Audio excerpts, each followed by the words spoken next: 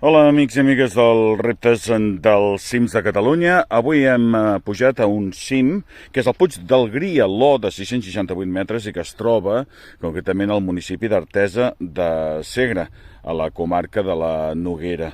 Artesa ens quedaria cap a aquesta banda, cap a la banda de Ponent, i a l'esquerra, com a població més important, darrere de tots aquests tumults, hi trobaríem Ponts. És un dia, com veieu, amb molta pluja cap a aquesta plana de davant i les muntanyes que ens queden a l'altra banda. Hi ha moltes cortines d'aigua i és que s'anuncia una bona tempesta.